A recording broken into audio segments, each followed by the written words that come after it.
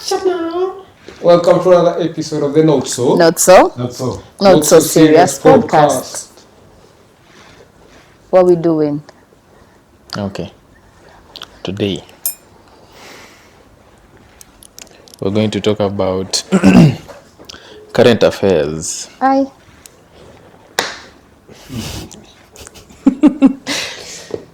Mbona unasema ai?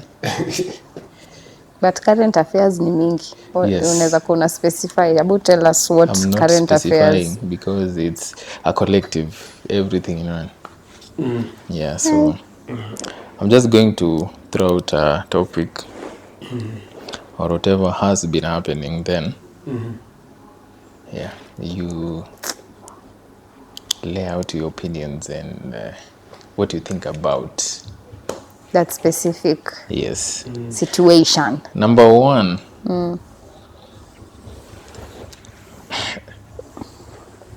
The new NACADA laws.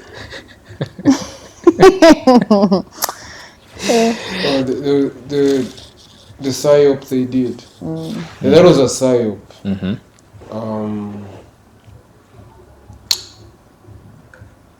The Kenyan colonial state is in a corner. So all these PSYOPs are meant to distract and release pressure on the state. But if we were to look at those laws, yeah, first of all,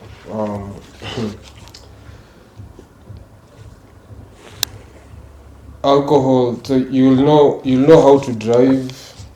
You'll get an ID, but then you have to start using. You'll do all these adult things, but now alcohol. Alcohol is so sanctified in Kenyan society that you have to wait until you're 21. You know what I mean? It's nonsensical, but it's mainly about control. The state is looking for avenues to control spaces where we have a say or where we find joy. So the state is trying to find so many ways to cause or inflict pain on the people. But most significantly, they're trying to make it joy. Find joy. I myself don't find joy in the devil's juice. It's one of them spaces because you see, and also the most important thing about that is a distraction. Okay, they want to center alcohol, okay, as something of so much importance In the country. Yeah, you need to bargain. Yeah, we need to bargain with them Yeah. about how much we should take, when we should take it. When it's not the most important thing. Yeah. You understand? Because the reason why we are here is because Kenyans are continuously raising one question: the economic issue. Yeah.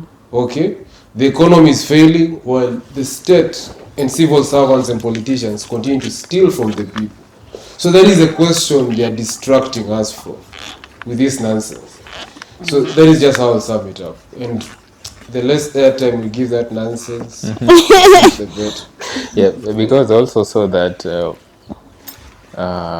they gave out, what was it, like a notice that they were not implementing it. They were proposing. But already, you see, the intention was, that was the intention. The intention was for them to get put the out reaction. this.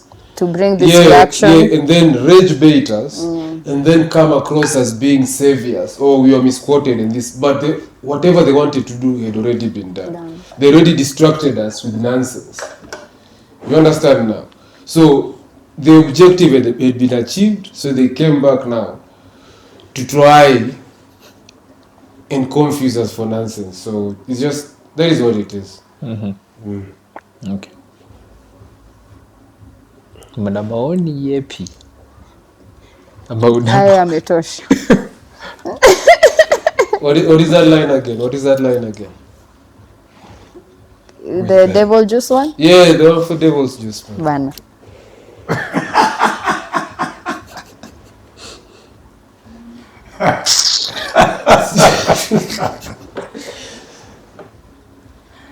Give me some kaya. Give me some kaya.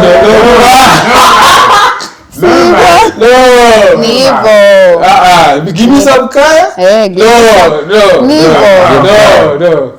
Mimi na kaya, not give me some kaya. Mimi na kaya tutaachana. But tunatafuta isi hiyo. Give me some kaya, miss me with the devil. No. There's no kaya. Kaya is a nini? Give me ganja. Oh. Yeah, man. Ni ganja nasema? Yeah, man. Give me the ganja, miss me with the devil juice. Yeah, man. Can't take something will make me confused. I'd rather place. Kaya ni nini? Every day. Kaya ni nini? Kaya ni nini? As Miss Juni. Na ina relate aje na your life? Kaya si ni hub. Ai, kwani Bob akimba want some kaya nao anaimba? Why are we on that topic, by the way? Siju tunaongea kuhusu devil's juice. Okay. So kaya imanishi hub. Yeah, so mkuvi. Yo ilikuwa sayo pia the state. Ai? Not confuse watu. Okay. But of course people have caught up onto that. Hizo vitu was lasting 24 hours before people realize what nonsense it is. So yeah, let them try harder. We give them a lot of billions for proper propaganda. You know, like yeah, so Proper propaganda. yeah, we need some quality propaganda, man. You understand? Okay. Yeah, you can't have propaganda that doesn't even last 5 hours on the timeline. Yeah, Okay. yeah, it's nonsense. And the Kenyan state, Actually, it's terrible. yeah, the Kenyan state should actually just work. Okay, they're doing all these things so that they don't work. You know, they don't do the things we're paying them to do. Yeah. You understand? So let them just do the things you pay them to do. Let the people in parliament legislate and oversight. Let the state officers implement the things that are pro people. But again, we understand that the Kenyan state is an imperialist state, so very few things that they do represent the interests of the people. And if they ever do, they do that so that they can cool down people. Okay? Yeah, so that they can control. So all these things are about control. If you tell someone, I want you to drink at 21, but you can drive at 20, it doesn't even make sense. Because number one, the people are using drugs because they lack things to do. Okay? People are abusing drugs because all the social spaces that we have, playgrounds, whatnot, and halls have been grabbed. There's joblessness. Youths have gone to school, done their education, qualified, but the economy is not ready to absorb them. That is why people are wallowing in alcoholism. So the solution should not be, now you won't drink, so alcohol will not be sold in supermarkets. Only a person who wants to drink alcohol will go and buy it. Not a person who doesn't want to drink it. So wherever it is. Yeah, wherever it is. They found it. Or make it. Yeah, you understand? I mean, there are a million videos. Yeah, and then they keep talking Yeah, of this man. nonsense of the illicit brews. Illicit. Yeah, what they call illicit brews, majority of them are our traditional brews, sorry.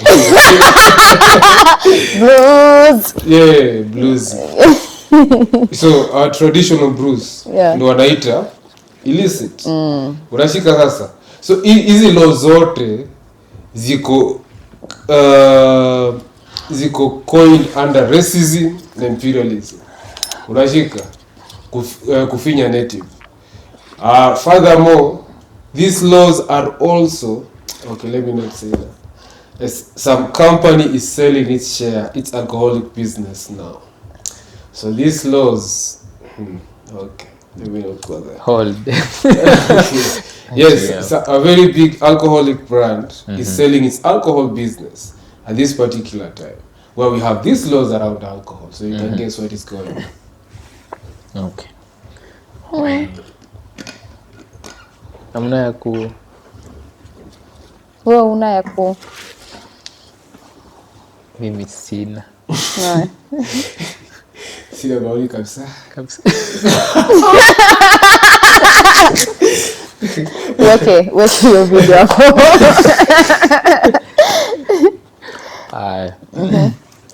And also, NACADA, just like KFCB, and so many other, KFCB, NACADA, PPNC, very useless organizations in this country. They don't do anything. You understand now? Yeah, PPNC actually the most useless. You only see them organizing people. Actually, PPNC was People who are not interested yeah. in the goodwill of their country. Yeah, so PPMC was formed actually to control art, okay? So that people can sing, ewe Kenya baba yangu, ewe Kenya mama yangu, Sitakuacha yes, milele. kuacha milele. You understand what I'm saying? And even the foundations of this nation are fake. You see, the guy called Kenyatta is not even a freedom fighter. You see, that is not even his name. The only thing is that these all countries are proud. Yeah, man. His That name is why the is youth not of Jomo. this country are calling for a complete overhaul of the state, and will continue to call for that. Yeah, the Kenyan colonial state must fall. The Kenyan political class must die for us to have a country that respects us and dignifies our lives. Yeah. So yeah, that is it. Okay. That is it. Yeah. Moving on, not so swiftly.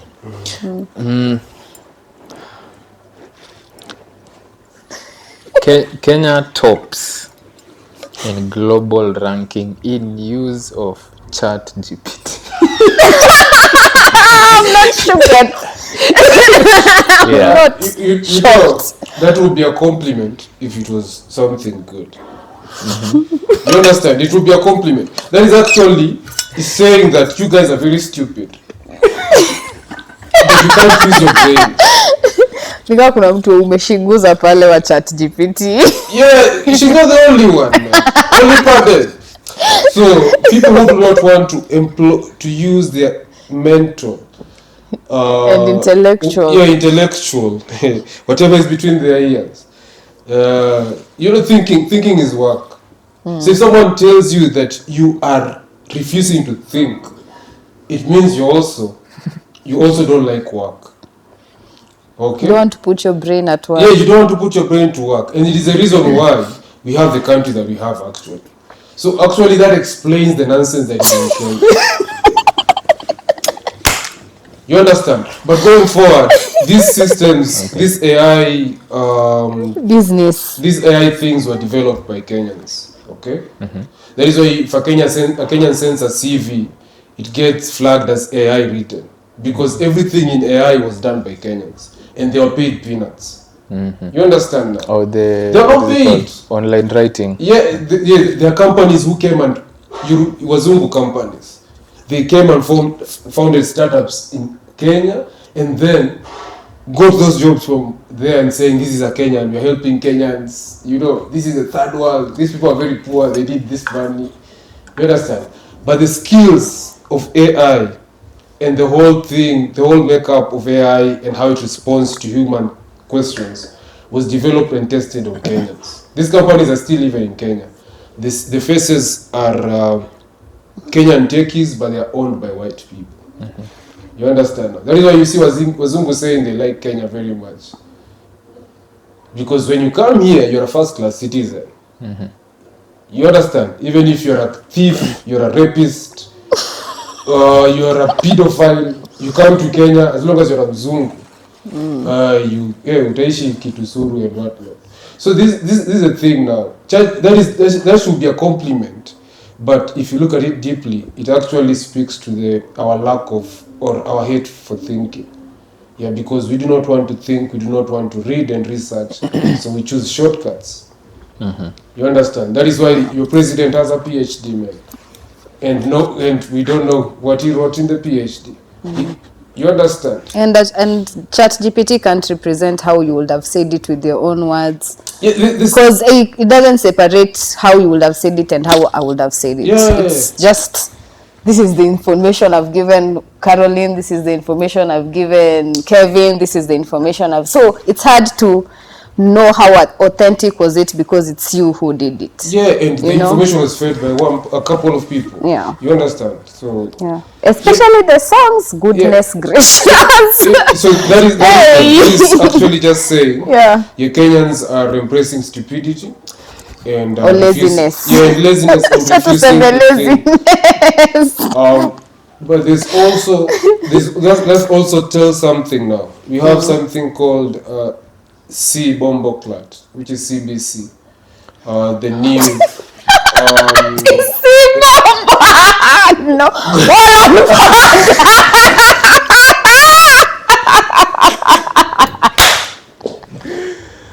yeah, so That's a heavy one. yeah, so No, so man. there's a new education system. See, bombo class. Yes, I like it. Yeah, it is just that. It is a nonsensical system meant Yeah. to dump down people, our kids. Because the system is being challenged by the youths of now. Because the question that I just said, it is the economic question. Because the state lied to Kenyan parents to take their kids to school to learn certain subjects. So the kids have graduated their skills, but they cannot enter the economy. So there are no jobs. So these kids are wondering, why did you lie to us? So when the state realized, that is the point now, they decided, oh, let's trick these guys one more time. Let's introduce a new curriculum that will tell you at class 4, you choose whether you want to be a pilot or an artist. You understand? It is nonsense. How can a kid that young choose whatever way they want to go in life? You understand? Also, they are limiting knowledge and cross-sectional sharing of knowledge. Because now if you are a plumber, you'll not know what is happening in medicine and biology and science.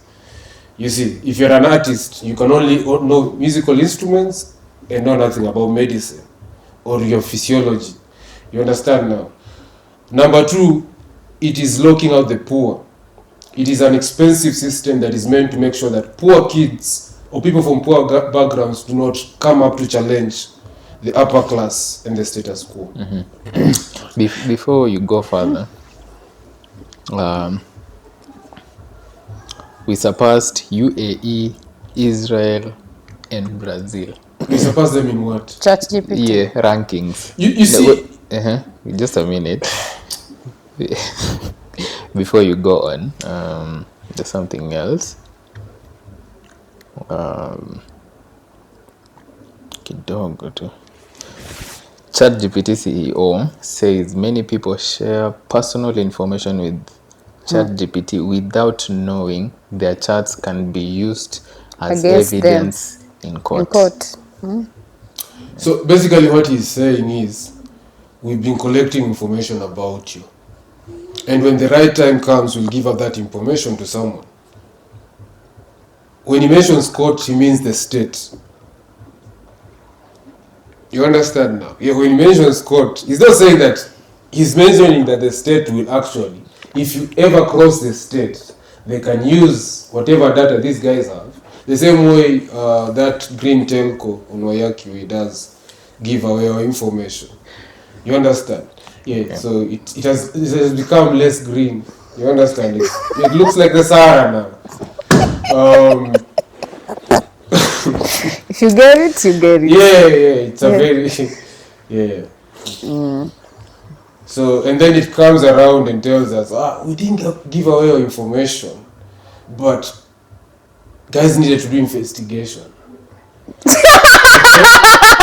So What are you saying? you see. And then they come, they tell us that dolphins or whatever chewed cables, dynasty cables, you understand? To enable a massacre of Kenyan youth or Kenyan people in a certain estate. So they cut off the internet, okay, and connectivity. So that now when we'll be required to provide evidence, there will be no evidence of the massacre. Okay, so... The dead don't speak.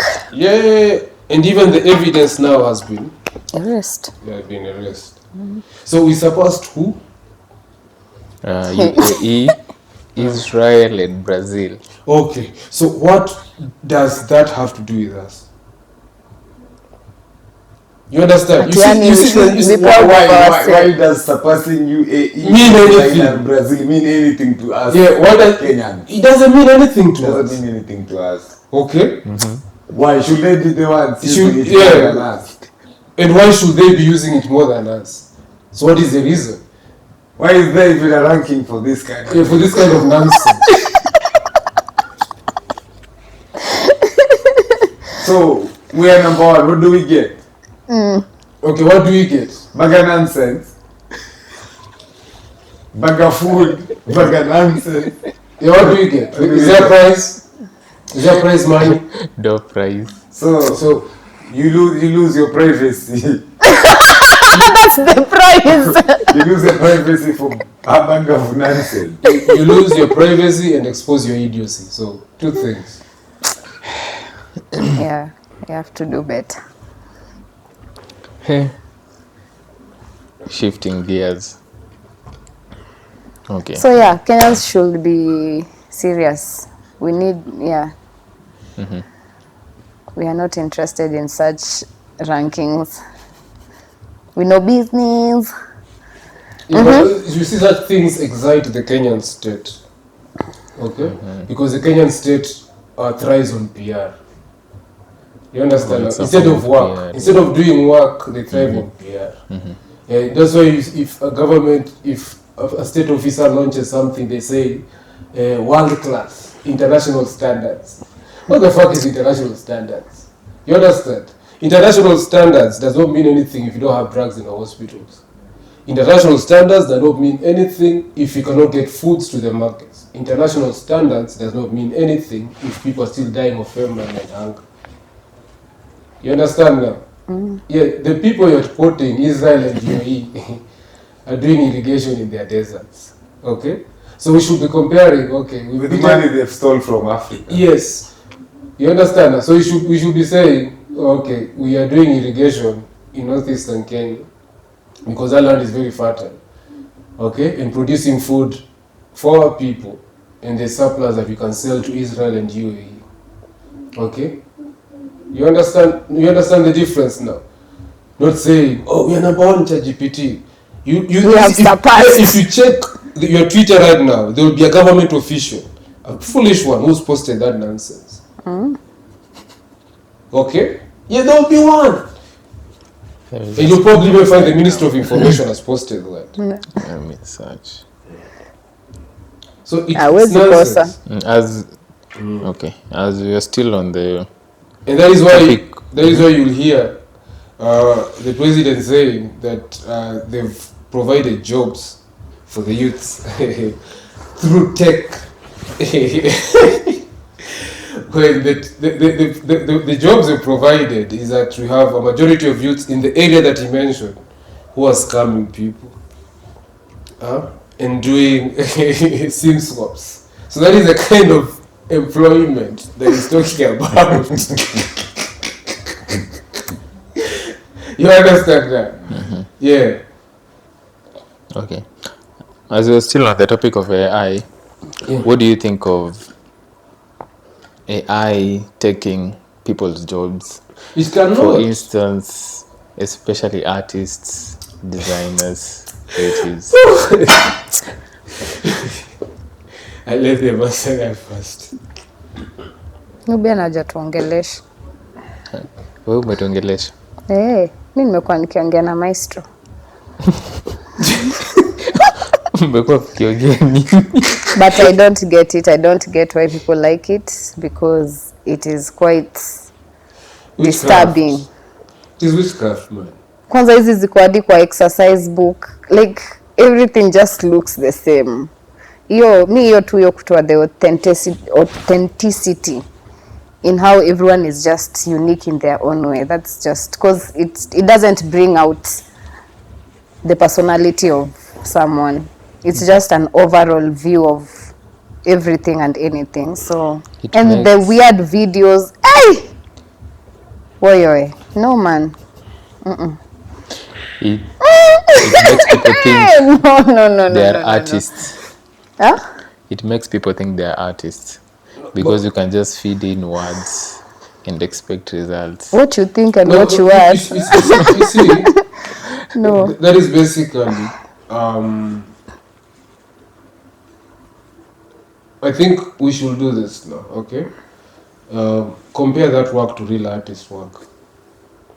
Actually, there's a post we saw. There's an artist who won an AI competition with a real photo. Yeah. There's a post we saw and I showed my maestro. With a real photo. So yeah, it's an AI competition of photography. But now the person who won wall He with a used a real real photo. Oh, So after saying he was disqualified, so I think that just says everything clearly. So yeah, nothing can beat the lens of your optica. And But at the same time, AI is not going anywhere at the same time. It's getting worse every day. Day in day out, people are losing real work because of AI. So as much as we sit here and say it can't happen, it is. what AI can do, it's mediocre to what a real person can do. It's still going on, you know. Yeah. And it will reach a point that it's normal to us now to accept what we are being given by the AI. Now that we forget what a human being can do.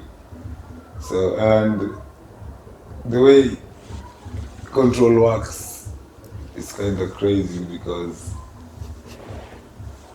when the control kicks in, everything you used to do, you will stop doing it because AI is doing it for you. Yeah, you will stop doing it because AI is doing it for you. A simple example is this.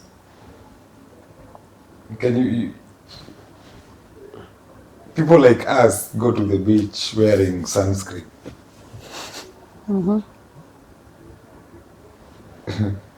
There's no need for sunscreen.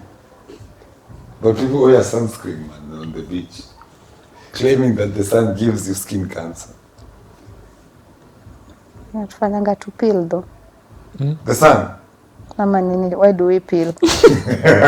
We You peel. we You peel. Okay, why do I peel? Why does the snake peel? Aye, but sasa it is the same but thing. your Why snake, doesn't- it happens like it's something that has to happen. You also should Mimi skin. nikiwa huku I don't peel my skin, but nikienda and then Because I come you're back not exposed to that the kind right amount of. sun. So watu wa Nairobi hatupati enough sunlight. Yeah. Okay. That makes your skin regenerate and grow again. You're losing your skin is chafing off when you're down at the coast because your skin is regenerating. Okay. And you're calling that skin Peeling. cancer. No, skin sunburn. Sunburn. Because a lot of people apply sunscreen. A lot of people apply sunscreen.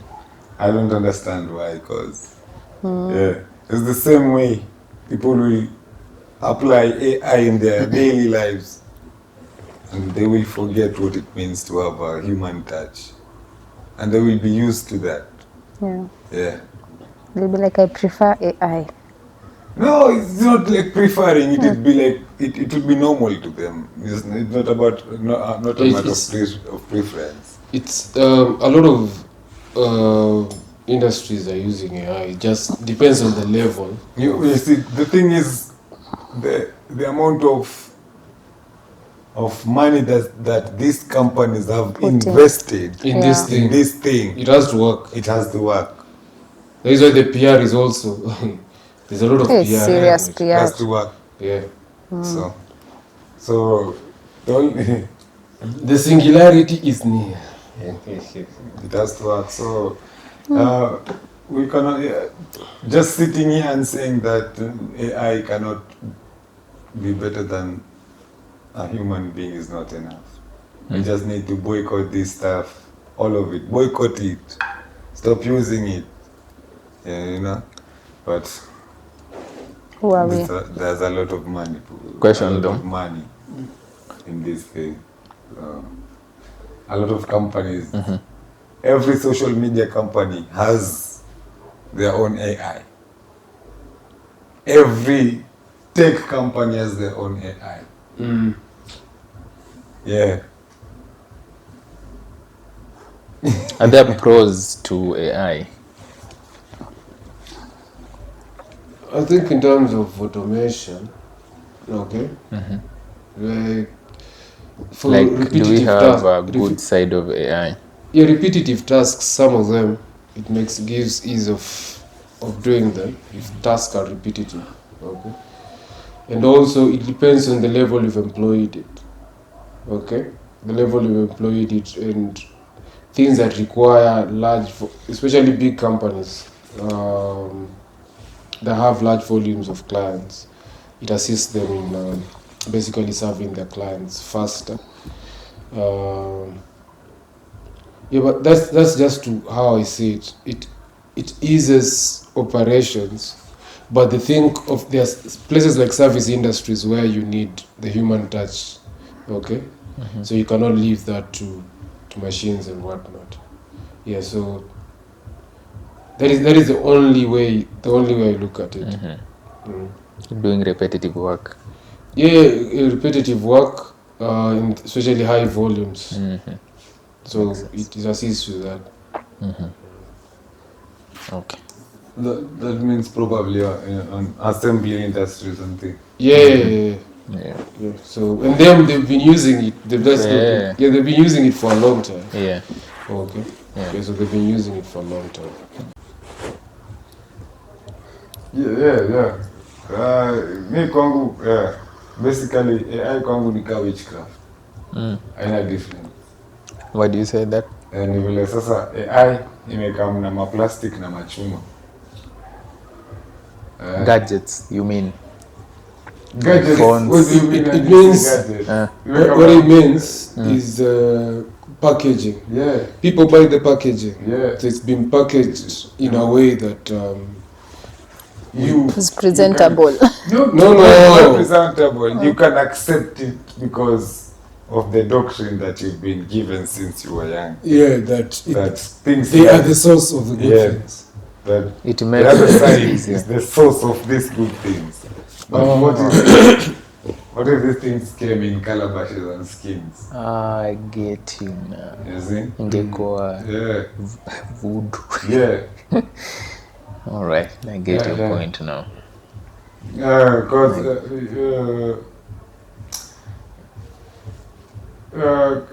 like remote viewing, there's this thing called remote viewing.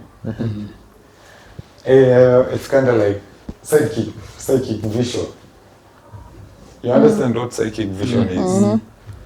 Now, the Wazungus claim they've now discovered to remote view. Now they've discovered a machine that can view remotely without it being there. You understand? Like a machine that can psychic view. Yeah. You understand? So Mwambie na kuona. yeah, to Kwa us, barabara. when you see when Ulifaa kuwa kwa nyumba. when we say psychic abilities and vision, to us it sounds like witchcraft, magic. But when they say remote viewing, it's now technology. Yeah. Remote viewing is now technology, but psychic is backwardness. So nakumbuka kitu. these guys are claiming that they have proof that the Ark of Covenant exists. How and why? How? They know it because they saw it through the remote viewing technology. You see? Where did you see this thing? Yeah. We saw it somewhere around Middle East. It's under a famous Islamic mosque, and it's being guarded Alaska. by this guy. It's somewhere inside a mosque, apparently. The Ark of Covenant. It's somewhere hidden inside a mosque, somewhere in the Middle East. They didn't say where and which mosque it is, but they said they saw it through the technology of remote viewing. You see? So you can say that they've employed psychics. Yes. Yeah, so They've employed psychics, and then they're claiming now Remote that viewing. It's a machine. It's a machine. Yeah. Now they claim they have a machine that can do that. When it's actually Fox viewing. So when we were doing it, it was witchcraft and black magic. Now they're doing it. They're Black. doing it. New technology, remote viewing. It's called whitewashing. You see how these people work? Yeah. Fire ban. Like I say, like I always say, there is nothing on this earth that is new. Yeah, Everything was there Yeah. before. Yeah. Nothing new. Everything was there before. Yeah. These guys are coming over here telling us discovery. Yeah. You cannot discover what has been there. You see, the fact that Discovery even and serious smokers. You see, the discovery thing is an imperialist attitude. That until we say it, okay, you cannot. Until we claim it, not even say it. Until we claim it, it cannot exist. Yeah, man. Yeah, so it is nonsensical because what is that island? Ile imagine apandanga hapo. Ole Diani. Asijui jina. It has an English name. So ask the guy, how can it be? This guy who just came here recently decided to claim this island as who? You understand? Name it after him. Yeah, so it's ridiculous. It's ridiculous. Yeah. Wow. Okay. Now, moving on. I want us to move to the music side of We things. are moving a on little or bit. moving forward? Okay. Oh, yeah. What is the correct grammar? No. Because that is It's not- not about grammar. What is It's it about the about? consciousness. Grammar itself is fake. Yeah, it's about what are you consciously doing. Are you moving on or moving forward? What should it be? I've moved on from something. I've left it, I've dumped it, and it no longer bothers me. I'm moving forward. I'm conscious of where I'm coming from. Oh, so you should be moving forward. Yes. Okay. Hey. Mwalimu wangu wa English. Pia alifundishwa hivyo. So. Ako tu sawa. Actually, a lot of the things that we know that are not correct are in the school system. And the school system trains us to provide labor to the market and to the state. Okay? Not to have knowledge. To build yourself and so, community. Yeah, so there's knowledge outside and education outside the school system. A lot of education. Everything you know is fake, my friend. Everything you know is fake. As Yeah. long as you learned it in school, Yeah. it's all fake and backward. A good example is Mr. Jomo Kenyatta.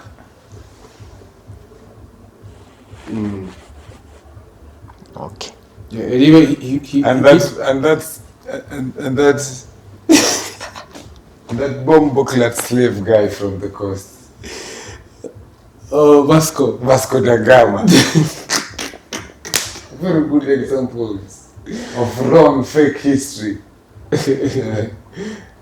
Explorer, explorer. slave runner, turned explorer. Okay. Moving forward. Yes. Okay. Nikumbushe nikwambie kitu after. All right. Mwambie tu. Mwambie tu. I saw something today with Wamboi while watching TV. And there was this and we were watching this show. And the introduction ilianza na Empress inaonyesha the chakras. And then ikaisha na intro ya NBS. NBS ilianza kutumia color za chakras lini? NBS ni nini? NBS Ile show. channel ya US. Yeah. NBC ama NBS and whatever. Should be NBC. So So now the colors change and form this logo. logo. Yeah. Say their words. And then it is a Wanajua. comedy show. Like it is comedians who are coming to the table to just make jokes. How And did I'm you like, do we it? have, I didn't even finish because this is holy pa confusion. Tuko na Empress ako na chakras pale and we're making jokes. Yeah, man. They know what they're doing. They know what they're doing. Kwanza hiyo kuform hiyo logo. They know. The energy has to be distorted. What's the name of the show? Totally. I can't remember, but I'll definitely show you after. I know, I don't want to be shown witchcraft. Name of the system. show. That is Password. witchcraft. That was Password is something. Fellow who Kiki Palma. Okay, So, nimeambiwa. yeah, that was Kiki Palma, something. password, intro. It was an intro. Yeah, it's the beginning. Si ati hawajui though. These guys know everything that they're doing. Yo. That was something. Ilinishtua. Umeona? Ama? Oh, yeah, I've seen it. Let me bring it one. Oh, NBC. Ni NBC? Me, I've never seen that kind of an intro na NBC. It's not the first time I'm watching These guys it. are doing everything that they used to do while they were hiding. They're now doing it In the open. Just like the Hey, KFC. we are sold. Just like the Wish, KFC ads. I've the play.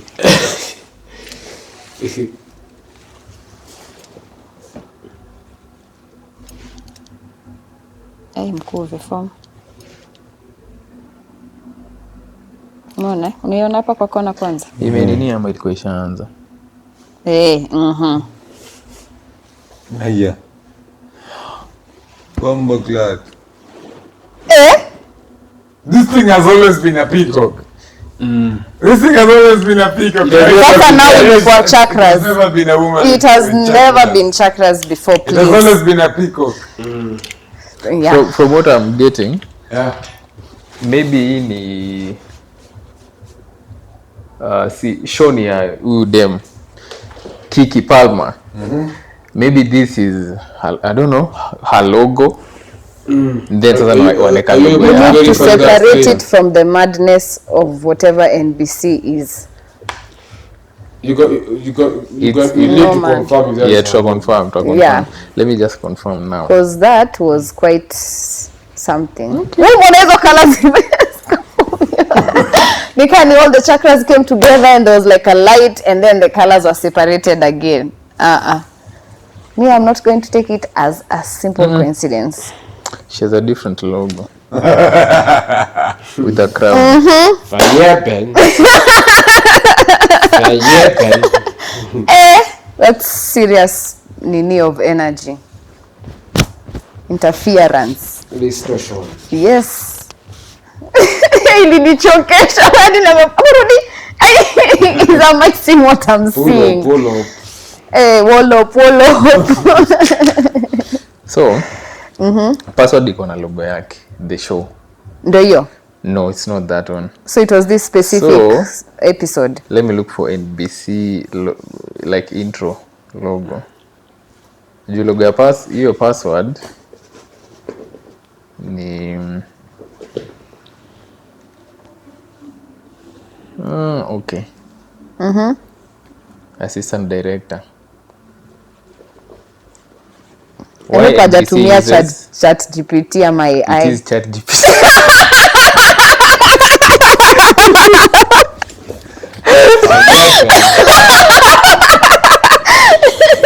Anyway, wacha tusikie ChatGPT nasema nini. Why NBC uses those colorful chakra light elements. Number 1, the peacock symbol.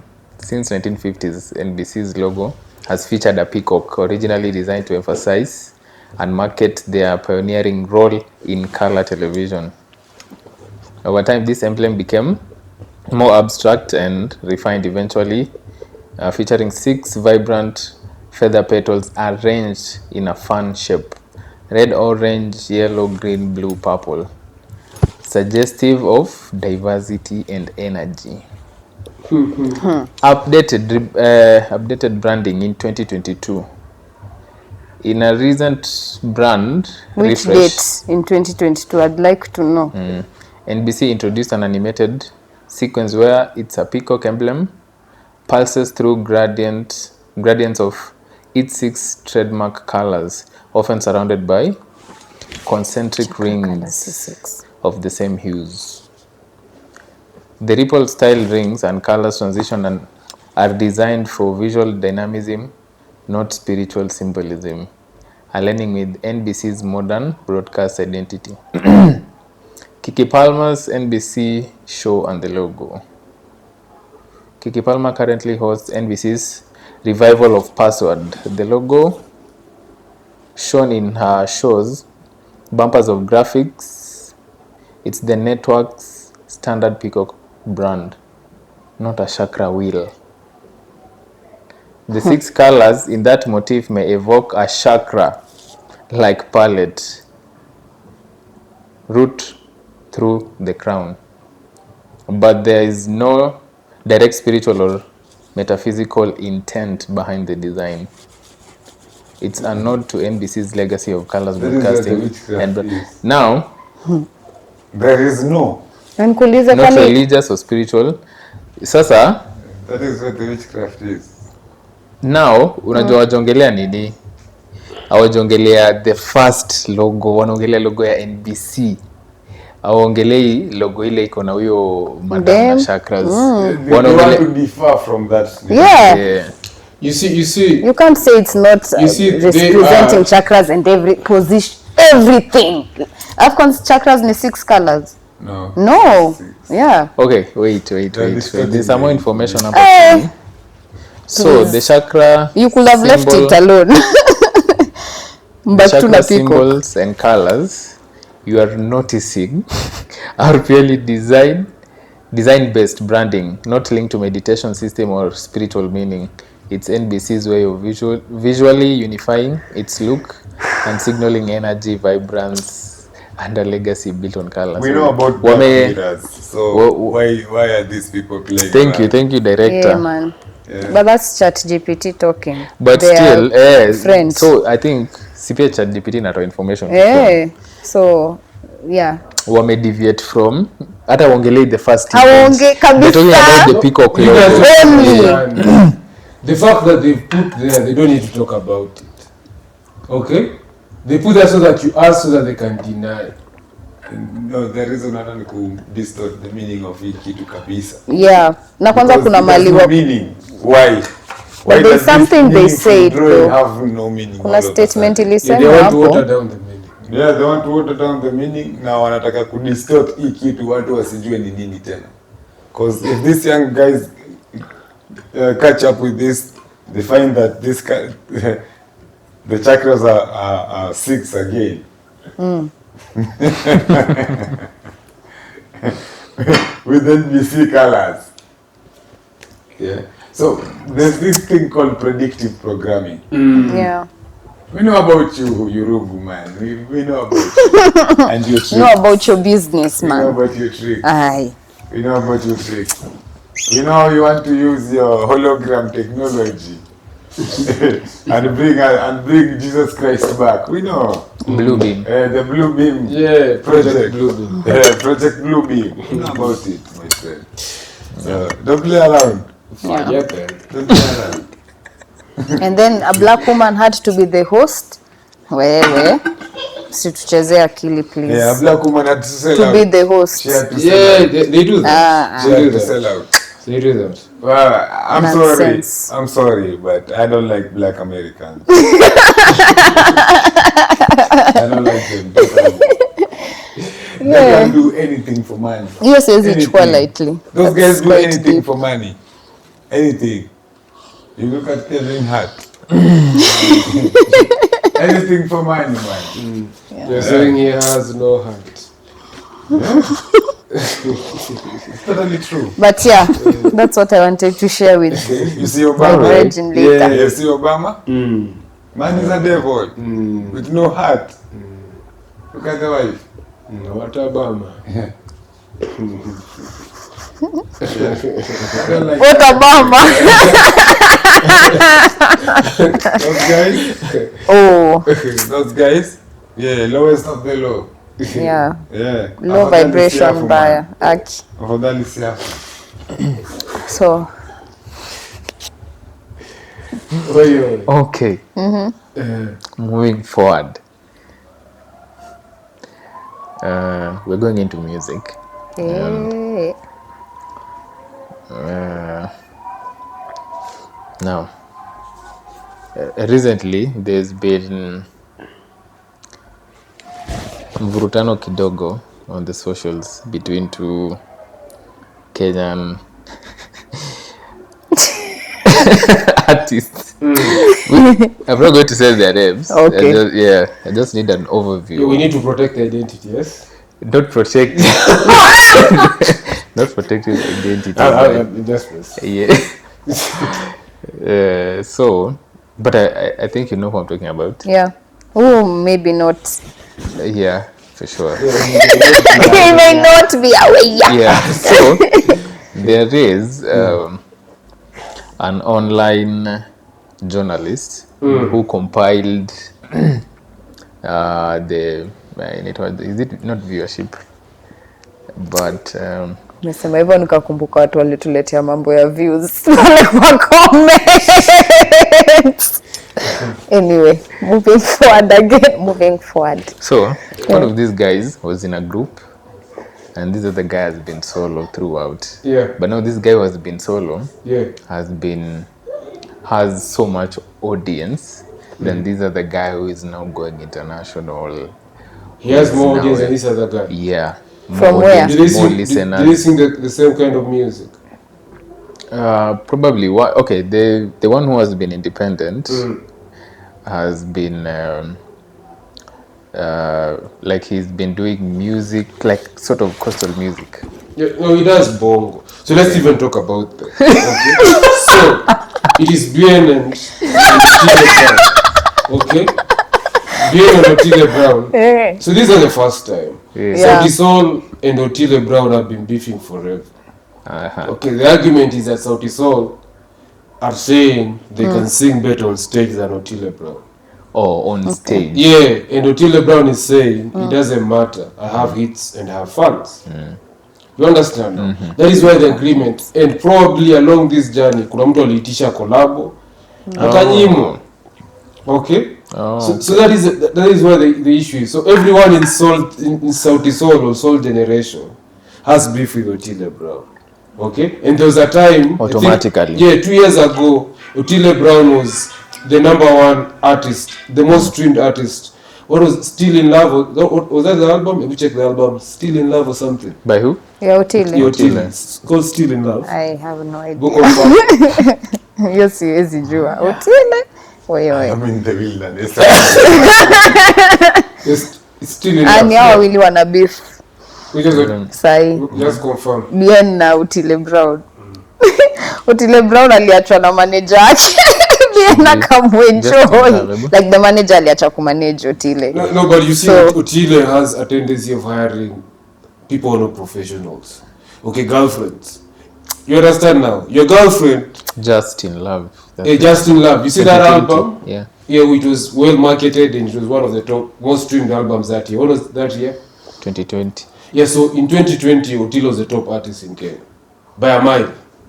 You understand now? So he changed management and fell off. So easy vitu zote unaona is because he was once a top artist in Kenya. And the reason also why he's a top artist is because he sings bongo. He sings in the local language. He sings in Swahili. You understand now?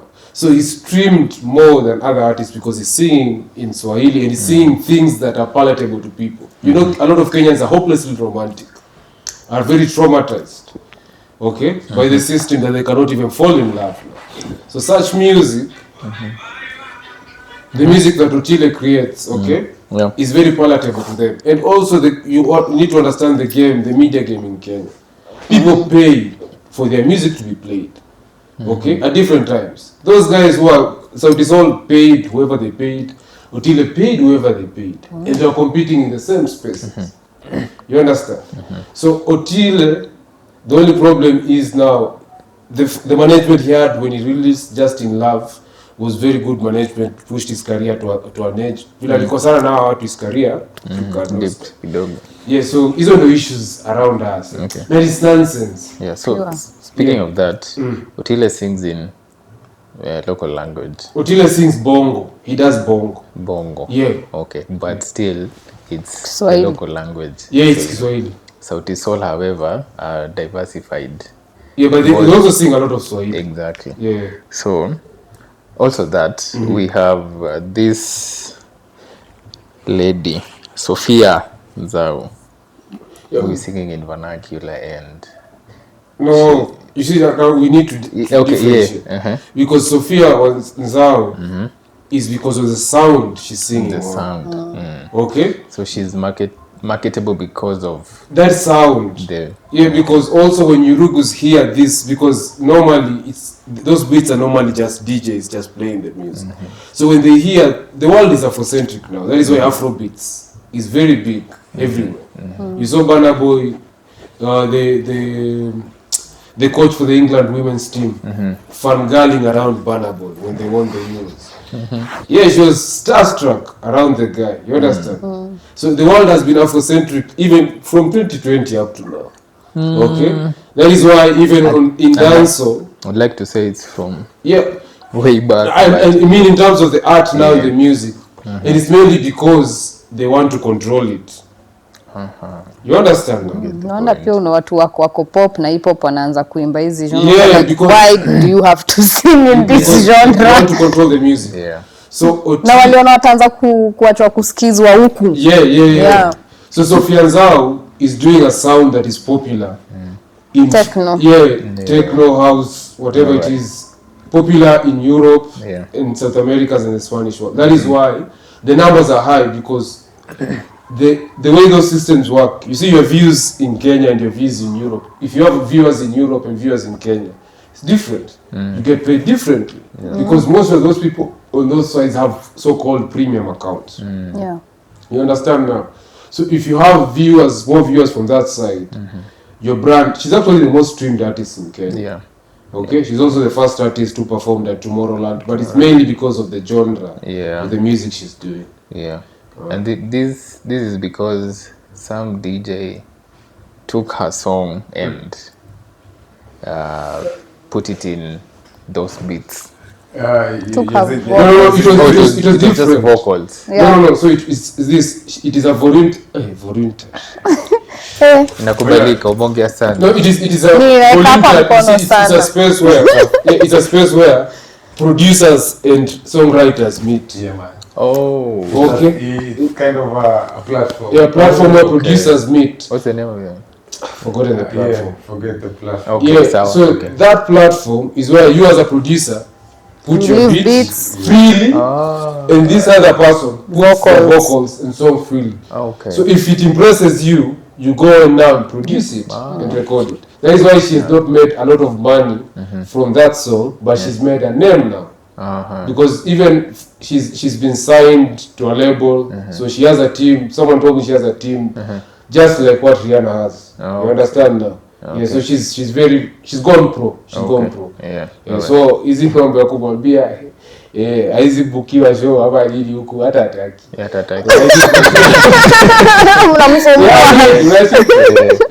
So the thing is, that is her breakthrough. Her breakthrough came through the sound and that music blowing at that particular period. That is why you've seen some other DJs now, Yurugu DJs, doing some silly remixes of Kenyan songs into Afro, into the house now and the techno. Okay, good. So speaking of wanting to control the African music, Marvin's record sold.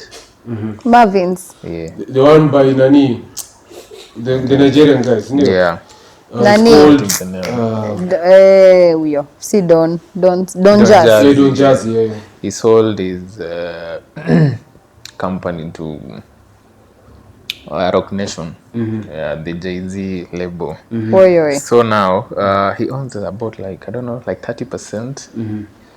So this means all the artists from Marvin's are now signed to under Rock Nation. I saw Thames is also in. Ariasta pia kwa hapo. I don't know, probably. Because you see, Rock Nation is also these guys that are of Nini are the ones also for Live Nation. You see, that is the reason why it's convincing people to sign up for that. Because you're booked for festivals. They organize festivals for you and shows and Yeah, they make sure. Actually, Rock Nation picks artists to perform at the Super Bowl. Yeah, you understand now. So that is the persuasion of a lot of people to sign up for that, but they don't understand that these people who are not really. But also, I think they understand. I think if you're at that level of an artist, you choose what to do because the sacrifices to be made in the game. So you choose. Your objectives actually lead you to where you want to go. Yeah. Okay. Yeah, and also there are deals that are very convincing that you cannot think twice, especially if you're from the continent where art is oppressed, and you understand now, where artists die poor and are laughed at, where music and arts has been removed from the curriculum. If you're from that kind of continent, you take such kind of deals. So yeah, and where people call arts hobbies, you understand. And sports, arts and sports. You see, like even rich Africans, they play golf. They call themselves professional. They're not professional golfers, man. They are amateurs, them.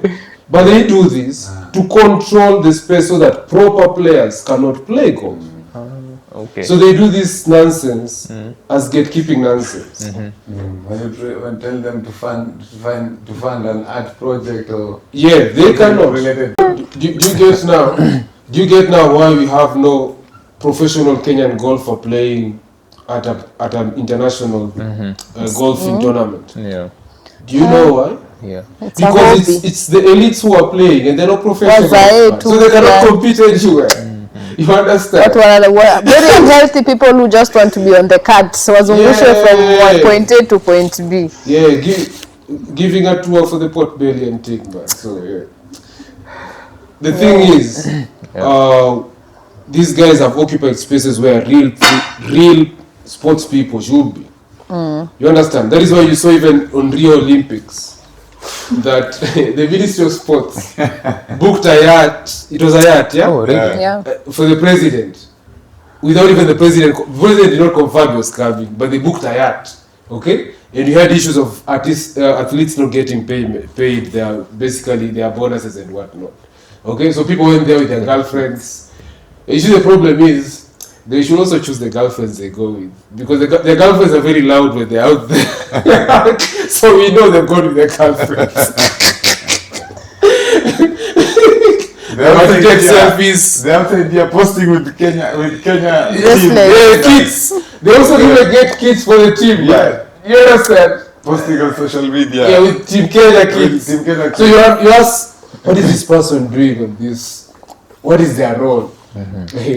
They came with the PS. They came with who? You understand? Ati huyu ni mkubwa, huyu ni mkubwa. That is the dances that goes on.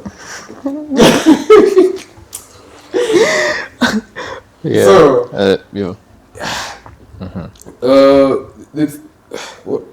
tumetoka sana. What was the music. Like we were speaking about OTILE and PN. Yeah. So that is the gist about OTILE and PN. There's nothing there really. Yeah. Because if you understand now, When we don't get yeah, it. it's nonsensical. Yeah, because but- PN is also saying that he's international. Yeah. And OTILE is East Africa. You understand? What is the problem with killing it in East Africa? No, you see now. You see, he's throwing shade while complimenting at the same time. You know? It's like when a rat chews you, it's biting you, inakupuliza kikukula. You understand? Yeah, but OTILE is very big in East Africa. But the problem is his brand has stagnated at the moment. Yeah, actually, the reason why I asked is Lakini najua song yake moja. what does it take, or what what does it take for you to, or is it even important for an artist to go international? And if it is, what is the reason? Okay, let me give you an African example. Okay. If you are born 10 children in a home state, okay, how many children remain in the home state? Sorry, if? In an African home, if you're born 10 children, so when you guys mature and marry, how many remain in the home state? When everyone matures and marry. Yeah, how many remain in the home state now? No. No, See, the when- last born remains. Oh, You understand now? Okay. So it's a thing of growth. When you go and expand your boundaries, okay, and make people aware of what is going on here. That is the reason why it's important for people to go international. Okay. So it's the analogy of you reaching a certain age and moving on and going to establish your own kingdom elsewhere. That is the same thing. Oh, okay. You understand now? You also now get the attention of people that they know, okay, this guy with a big head, there are more people with big heads where it's coming from. Okay? You understand? Yeah. People get to understand that there are more artists where this person is coming from. Okay? And they get interested. It's the same way how Wanyama was in the Premier League. If he was in the Kenyan Premier League, no one would have had interest in the Kenyan Premier League. Wow, for sure. You understand now? Yeah. So the reason why the Kenyan Premier League is not working is not because of Wanyama. It is because the Kenyan state has decided to defund sports and to corrupt sports. Because sports and arts is the only thing that itatua mtu take someone from poverty to stardom. Ukipata hivi contract yako, hata Wanyama sasa hivi alipata ile contract yake, alitoka ghetto akaingia uptown, akaanza kuanza kujua golf club inashikwaje. Unashika hasa hapendi hivyo. That is why they have to kill the sports and the arts. Unaelewa sasa? Msiomoke. Yeah. In layman's language. So it's very important for people to broaden the boundaries, okay? And to also see things outside of your locality and to gain knowledge from there and come and share it with your people. Yeah. An artist who has toured does not have the same mindset as an artist who's only played at Safaricom gigs. You understand? Very true, Gecko. Yeah, or Gecko Cafe. You understand? It's a difference. If someone who's played at Jazz Cafe in London is someone who's played at Gecko, they don't think the same. Yeah. You understand now? Okay? Because someone who's played at Gecko, for example, okay, will be told, oh, you're playing this week. We've had to put another artist. Can you come next week? You understand? But if you're playing at Jazz Cafe, you have to plan months in advance. Yeah. You understand? So it takes more resources. Yeah. It takes more, a bigger team. It takes more use of your brain. I can walk to Gecko. I have to take a flight to Jazz Cafe. It just shouts progress. Yeah. It is growth. Yeah. Growth. It is growth, and you cannot, if you're a big fish, you cannot keep swimming in the baby pool. Yeah. Okay. Yeah, you understand? You see, Literally. you see, for example, Wangari here is an international touring reggae. If you didn't know, now you know. Okay, you understand? You understand? Yeah. You understand? Yeah. So she cannot now come back again because she'll be paid upwards of 200,000, 300,000. Okay? So if someone here comes and offers her 50,000, she'll say respectfully, I cannot take that. Yeah, because Nubian Flame as the manager has to go with something. Yeah, you understand now? Or it leaves the cake now, other people can share. You understand? I get And you allow other people to actually look up to see a path where, okay, this guy has reached here, I also can reach here. Yeah. So the possibilities are there. People can dream. It's not about competition. It's not competition. It's about people being inspiration and people being able it's about to making dream. space for Everyone. everybody that is coming up. And people being able to dream. It's about making space. Yeah. It's about creating progress in our space also at the same time. Okay. Because things are work differently over there. Yeah. Than they People work respect and like and love art. here. You are an expatriate on that. You see the guys who work for 2 days and then club for 3 days? The expatriates.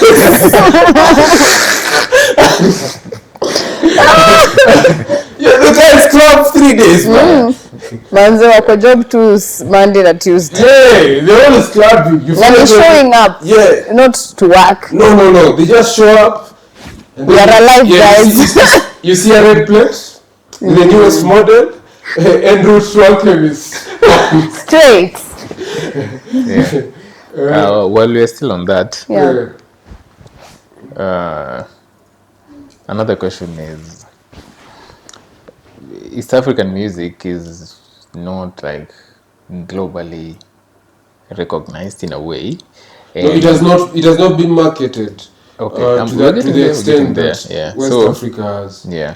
So okay, you're already answering the question, but we have like sound from the south, the west, and that is globally recognized. So I don't know what does it take to like appeal to the international audience. No, there are a couple of factors, but let's just say it's capitalism and money. A lot of money, because a lot of those guys from the other areas are signed to labels. Labels spend a lot of money because they pay you in advance. Let me interrupt the question for just a few seconds. You see, This other point. it's kind of unfair. It's kind of unfair to compare East Africa to West Because they're and the diaspora. South. You see? Mainly because the arts industry has been strong with support from the government and community for a long time. You see? Yeah. So it has gotten support from the government and the community for a long time, because we've watched a lot of films from the south and the west. True. Well, long before we started shooting Even the our music. films. you Yeah. know. So they've had had an artistic atmosphere for a while. So incorporating in music wasn't a problem, yeah, because it's part of the arts, you know. So music and art, you cannot separate music from art. So I think they've been at an advantage. Because they had that support system. Yeah. For us, we've broken down the thing from way back, because We don't support our own. No, no, not really, because the art was given a backbench. Yeah, intentionally by Yeah. design. it was given a backbench. Kwa Yeah, S-class. yeah. Because Don't be I don't understand, because She's toxic. Yeah, she's bringing some toxic vibes on the podcast. sometimes it's hard to understand why, because our royalty collecting Systems. our royalty collecting Organization. or organization Yeah. is one of the oldest in Africa. Yeah, MCSK and the Yeah, land. MCSK is It's one of the oldest. One of the oldest. Do you know, as we speak now, MCSK is defunct. Yeah. Yeah. There's one now. It's called Pavrisk. Yeah. Oh yeah. Yeah, so Yeah. they want artists now to take risks with that now. No, if you sign up with them, you're taking a risk. Yeah, you're taking a risk. You're taking a risk on a blanket distribution of royalties. It doesn't matter who you are. Share You get a this blanket amount. share, 4,500. And you shut up, my friend. Shut up. Wow. Okay. Yeah. Okay. Well, You shut your mouth in a little bit of money. so, you see, when you even look at Tanzania over here, Tanzania has had a very vibrant art scene, yeah, from a very long time. Can we give credit to Mzee Pombe? No. It has had It's support way before. from- It's It's way way before. before. It's way before. Yeah, it's way before. Yeah. But Because the thing is, it's weird in Kenya because Mzee Pombe. John Pombe. yeah, he doesn't know about JPM. So Yeah. it's alright. JPM. So He yeah, was No. By our state. No, JPM. What time is it? Almost 9:30 in the PM. Bado atapata. Finish your point, Dubi. Sisi tulipewa mpaka kondo mafinesi atianaonesha na COVID. Bado apart. She's still not getting. Napima mapapai. The president. Yeah. Boy. Boy. Yeah, because even growing up, we used to hear of some Tanzanian movies that were Nashumeleta. such movies. You see, but when you look at it, you don't understand how things work over here, because when it comes to Honestly true. Contemporary modern music, we are the pioneers in Africa. We are so good in live music, we man. are pioneers in Africa because there was a time Wizkid was marveling at us. How comes you begging a collabo from the young group in Camp Mula. Yeah. So look at Wizkid. Ukamwambiaje? I don't know. I think they did a song, if I'm not wrong. So Wizkid and Camp Mula. So they didn't ask for Mula before they collab. No, Camp Mula are not that kind of guy. Yeah, they're not those kind of guys. You're not that kind of guy. You see, when you have a president come to you, yeah, man. you're not that kind of guy. Golden spoon. Kind of guy. Golden Spoon. Yeah, they have a song called Yeah. they have a song called Prizes 2012. Yeah, man. Prizes. Yeah. You see? But where's Wizkid now? Yeah. And where's Camp Mula? You see? Wait. Okay. There was also this, Kalamashaka. Yeah.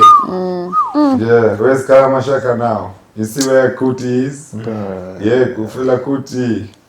The family is now reaping from what the father did. Yeah, Kalamashaka gave us music that I don't think any African group was doing at that time. You see? Yeah. Where are they now, you know? We can't say anything about them. Yeah. I don't know what happens to Kenya when it comes to Arts. No, it is deliberately killed, man. It's deliberately killed. Because first of all, once you do work, you expect to be paid. Okay? So you've put out work, and then someone actually takes the work from you. yeah. And then make sure that you don't get paid. You understand now? And make sure that you don't have a claim to that work. Yeah, Because they've tricked you now. there You don't own the work. There's a lot of amazing musicians over here. You understand now? So Jabali you... Africa. What happened to Jabali Africa? You see? So Yeah, one of the guys is now... He does side gigs for BN. You know the guy from Jabal? no, the one who was being baptized. Yeah. That ritual filmed. Yeah.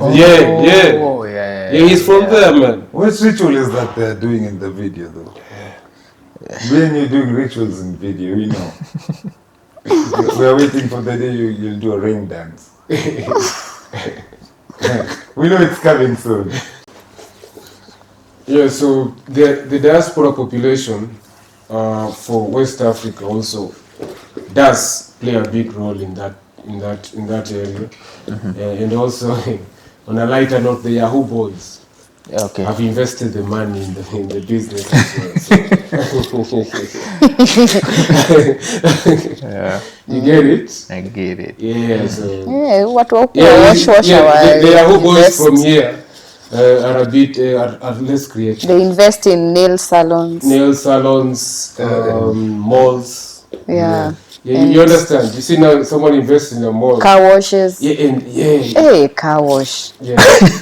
Yeah. And the barber shops. Yeah. Only by the- They call, what do they call? High end. High-end. Executive. Executive barber shop. Yeah. Imewekwa hapo basi mbele, sijui imewekwa sijui viti zinatoshanaje, yani unnecessary. You scammers from East Africa, you need to style up, man. Yeah, man. You understand? You see, let me tell you something now. The white man scammed us. Look at his country. Let us scam them. Yeah, because for what he scammed us with, there's evidence. But you are scamming and the only thing you have to show is washing your iPhone with expensive liquor. You're an idiot, man. Hush, papi. You're an idiot. Yeah, because the scamming that the West did, it was scamming. But they developed their nations. Yeah. Yeah. Your scamming should develop your community. Yeah. You understand now? Kunywe tu. Yeah, buy your mother house. Yeah, man. Yeah, buy your mother house. Yeah. Because you won't be here for too long, I can Build tell a you. school for Some of these people are Yeah, build a school, man. for your village. Yeah, build a school for your village. Build a school for your Build, village. build a hospital for your village. Yeah. Stock it up with medicines. Yeah, man. Because the truth is, you won't be here for too long. Yeah. They'll come for you. And everybody will remember you. Yeah. Doing that. Yeah. People will even defend you. Yeah. Because you remember you remember did them. something for them. Yeah, With the yeah. money that you stole from the Urugu. Yeah, man. So, smarten up. Yeah, man. Okay. Now you as the remake. Yeah. You are doing. How do I put it? Like reggae. You're doing reggae, which is. Can I ask you a question, my brother? Uh-huh. Why has that taken you so Too long? long. I think you wanted to say something else. You wanted to say Yeah. conscious music. We do conscious not music. conscious. Like. Are you talking about the genre? Or Yeah, the topics? genre, because it's not don't do one genre. commonly promoted. Okay. No, reggae music is Reggae the and- most listened genre in the 254. Listened, Yes. not from artists from here. Yeah. Yeah. But Yeah. the genre in Yeah. The general genre Exactly. is. Yeah, Exactly. reggae music is played everywhere. Yeah, so Even people who don't know how to play it attempt to play it. Some have to do reggae versions of their Yeah. songs. reggae Why? sounding. Yeah, reggae Yeah. sounding. Okay, so my question is, the reason why I was taking so long is, that's what I wanted to say. Music that, okay, many people listen to it, Yeah. but not reggae artists from here. So, like, what is your plan? Hey, if I could do a whole discussion by itself, Okay. but okay. Briefly, This is like a whole episode by to start itself. with- Briefly. To start with, we are not going to divulge business secrets Yeah. on such a Okay. platform. Okay. Yeah, but- not but- your secrets, but just like anything. General like, observation. general, exactly. So what, like as remake, what do you want for yourselves in probably the next 5 years to come to take your music to the next level, to a new audience? Yeah. I think it's important to recognize that you cannot skip a line, okay? And significantly work, everything that is good, everything that flourishes takes work. So we are putting in the work, and the work will be seen, and the work has been seen, the work is being seen. So we're putting in the work. Secondly, over time, we are building our resource base in terms of knowledge and capacity in all aspects, be it production, be it marketing, and branding, and all these things. So all that coming together will make sure that, number one, as we say it, we set it, then check it, and even when them check it, them still can't get it. Making sure that Kenyan reggae music is listened to not only locally but globally, okay? And we are able to put a mark on the global reggae scene as one, recording artist, two, as the most sought after performers for different stages and festivals. So that is a plan in the next 5 years. But a lot of music, mainly a lot of music, there's diversity as well, diversity, artistry, and creativity, but a lot of music. So albums, EPs, singles, collaborations. Yeah. Only for big tunes from the catalog, man. Yeah. Okay. So that, and probably additionally, build connections, because the point I made of capacity is also connections and networking.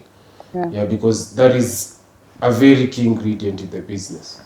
It doesn't matter if your music is good. If you don't have a network that pushes that music to the right ears, no one will listen to the music. But where we are right now, we are producing music that will play when you're 50 years old. Timeless music. Yeah, our kids will be covering our music. Yeah, so that is the most significant thing about our music. We are playing music that will outlive us. Yes. Yeah.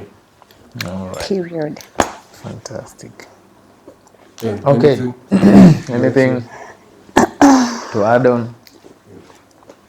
Born leaders, we are not followers. That's just what we are going to actualize and That means additionally, we've taken a radical stance since we formed REMAKE to play strictly original music, anywhere, everywhere.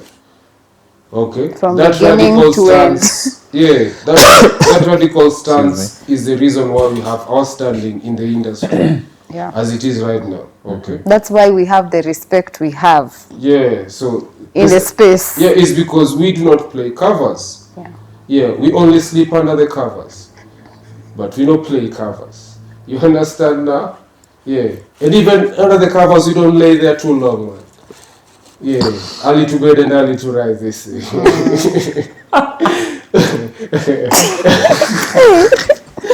But on a serious note now, that stance is our guiding vision.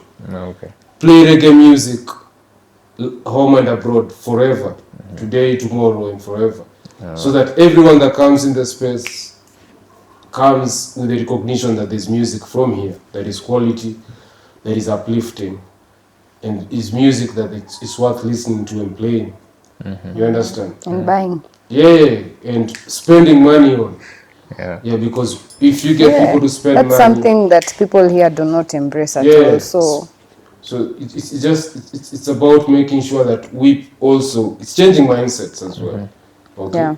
Because a lot of Kenyans have been programmed to think that there's no Kenyan reggae artists. You understand? And if they're there, they're playing reggae music from 1970. You understand? So, and if they're there, they're very poor. They're that poor. Yeah. You understand? Yeah, that poor. So clean I am, Bridget. Yeah. No. I'm talking about the perception, man. It's Bagananse. clean like a Clean like a listen. Yeah. So the thing is that REMAKE basically is remaking the space. You understand now? Yeah, so changing perceptions a day at a time, one song at a time, one lyric at a time. Yeah. And in 5 years' time, we'll definitely see how the REMAKE come at them. Okay. Yeah, we'll see how the movement come at them. All right. Yeah, but speaking about the space, that is a whole episode. Yeah, it's a lot. It's a lot. Okay. We're actually on some other podcast. You know, here we are on the broadcast. We're on a podcast. We're on a podcast. We're on a podcast, and we had a very lengthy discussion about that. So it requires its own episode. Okay, we'll do that. Okay. Sawa. I think we've come to the end of Kuna this kitu ingine episode. trending? Anything trendy that you know of? What else happened? It's politics, but I don't want to get into that. It's where there's these guys. I've never associated an orange with stupidity. And what? An orange with stupidity, but I have to associate it with these guys. There's a party called ODM. So apparently ODM is in government, but they are trying to they are eating in government but trying to act like they're in the position. So their Secretary General came and did some nonsensical acting on TV, and then the next day he came out and read a statement to say that now they're in government and they are working with government. So he was called to order, but it's theatrics just to get our attention, you know. It's low nonsensical distractions. But yeah, fireburn the political class and fireburn the Kenyan colonial state. The people are supreme, as you say. As you said first. Yeah, I don't think I remember anything trendy. Yeah. Oh, there's this guy who released an album. From here. Yeah, Okelo Max. And then The Healing. I want it. yeah, the album is called The Healing. And then now, I think he found his ex and now the girlfriend. Yeah. So they started a beef on TikTok. The girlfriend and the current. Yeah, so, ex and current. Yeah, I think it was a thing to market his album. So they are fighting. Who is healing? Or who is healing now? So, who is healing and he's trying, probably his ex has not healed. But the nonsense was that these two women were fighting over who had the best time with this guy. Okay? The ex said... Ladies, man. The ex said, I had this, you're having what I already had, so ni mabakshish. And then the current is saying that I'm with him now, so it doesn't matter, this kind of nonsense. But I read it from a marketing perspective. It is controversy to actually get attention to his music now. I hope it's controversy. Okay, and not, Max has an album. Yeah. yeah, he has an album called Healing. Okay. Yeah, but it looks like the women in his life, Not yet healed. yeah, they need exorcism.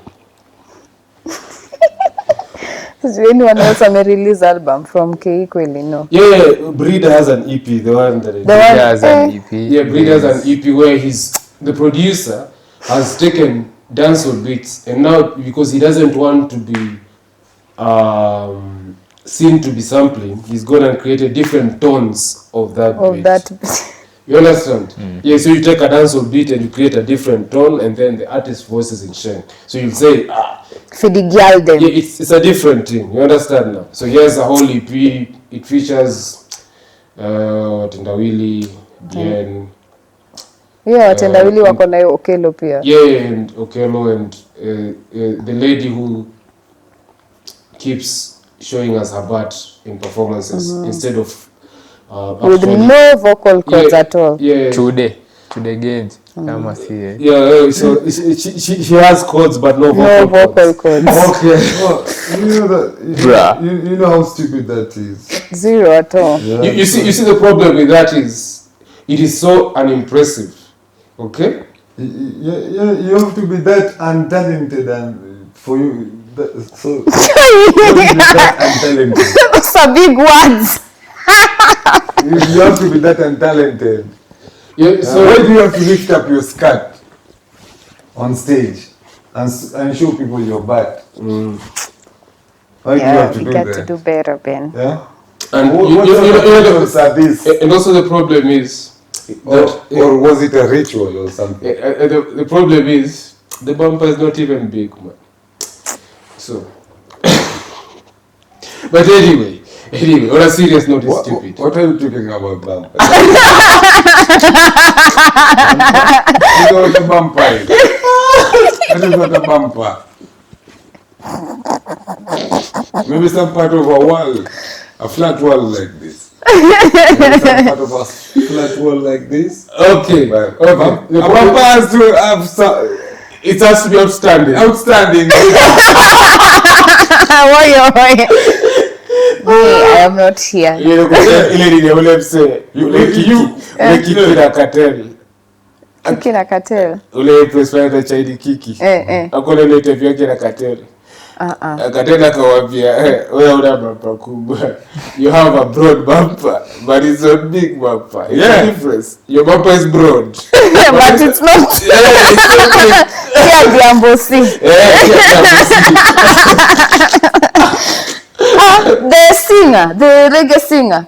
No, these are and it was the same name. The Chinese something. Okay. Yeah, so Katela had to explain to her, like, yeah, you have a bumper, it's alright, but it's broad. It is not. Yeah, it's not big.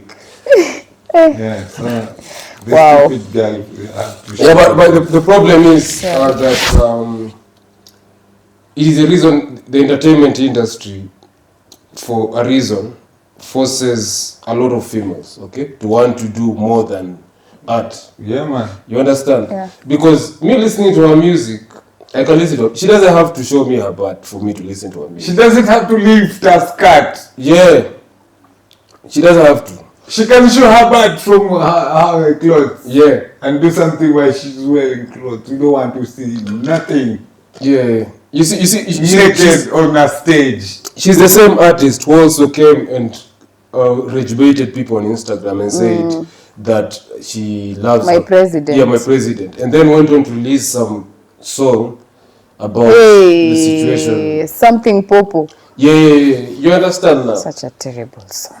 So, She's the same, on the same stage. Hey. When the same stage, she was showing people her wall. yeah. We don't call it bumper, Bridget, because Okay.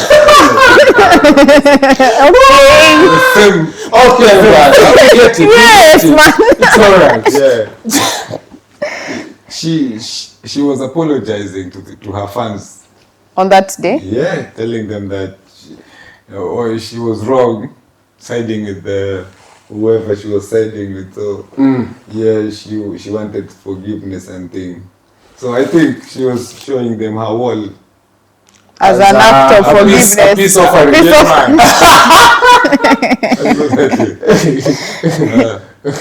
Yeah. Okay.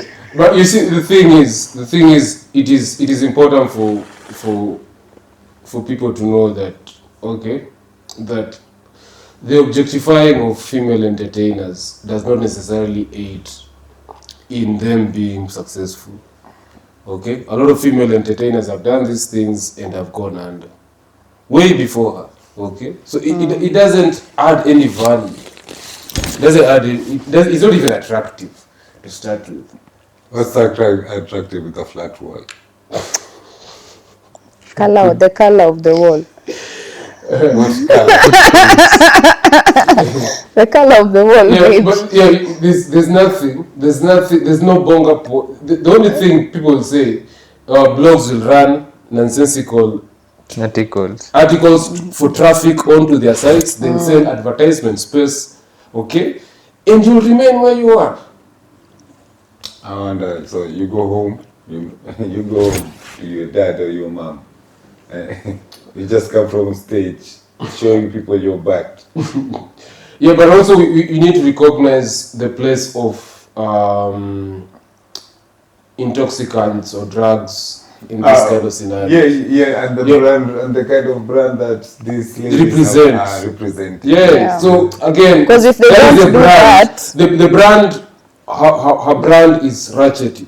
Yeah. Okay, so everything around her has to be ratchety. So she's true to brand.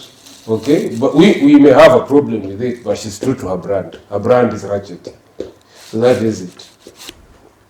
Yeah, which is very unfortunate for this kind of thing, because when a young girl somewhere sees this, They want to emulate. This young girl has this kind of behavior. She sees this as an opportunity to Be that as well.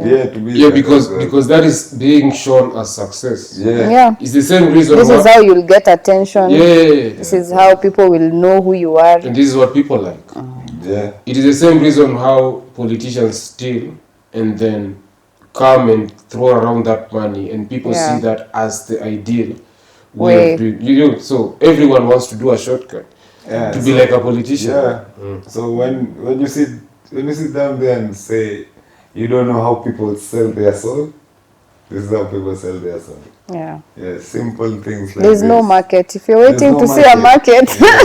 The market is Yeah. probably the stage if they're musicians. Yeah. The Or market, the studio. Yeah. Because it's crazy. Yeah. This is the first time actually I've seen an artist do this in Kenya. I don't think I've But seen Saizet was doing some crazy stuff because she Si kuinua skirt. Ungekuwa ulishavaa kitu yenye watu wanaona hiyo kitu unataka waone basi. Kuinua skirt is actually this weird. Girl lifted her skirt and she bent down. I don't know why, but she did it in front of cameras and male fans cheering her on, you know. Yeah, you see, even there's a lack of respect between the fans and the artists. Street. You understand? You see, Yeah. the respect has to come from you. I'm saying now, Yeah. when you do that, you actually blur the line between you. Okay? Or boundaries. Yeah, the boundary between Yeah. I you and understand fans. because what if one of the fans then touched her inappropriately? yeah. Yeah. Then what would have happened to the fan? So Ingekuwa sued. yeah. Ingekuwa sued. Why sue the fan? She's the one who bent down and lifted up a Yeah. skirt. So, why sue the guy again, you know? Watasema si ati amepeana permission ya kushikwa. No! Let's be serious. Man. Yeah. Anyway. Anyway. We know in that. Yeah. So, Oh, whoa, what the fuck? And that is another episode of the Not So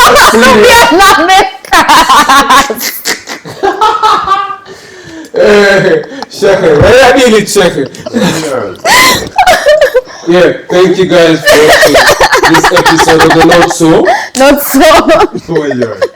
The Not So Serious podcast. Oh, yeah.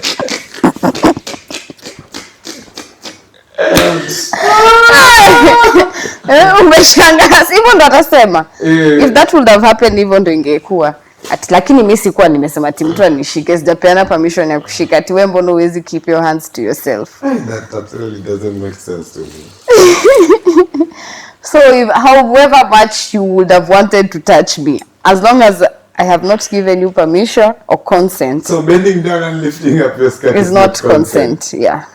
Oh my God. Okay, interesting. Interesting. Yeah. Hey. My God. I still don't understand it. Consent yani ni sawa, unaweza shika. Ati sasa nangoja hivyo. Unaweza shika? Sawa. Ama hapana, huwezi shika. Okay. Yeah.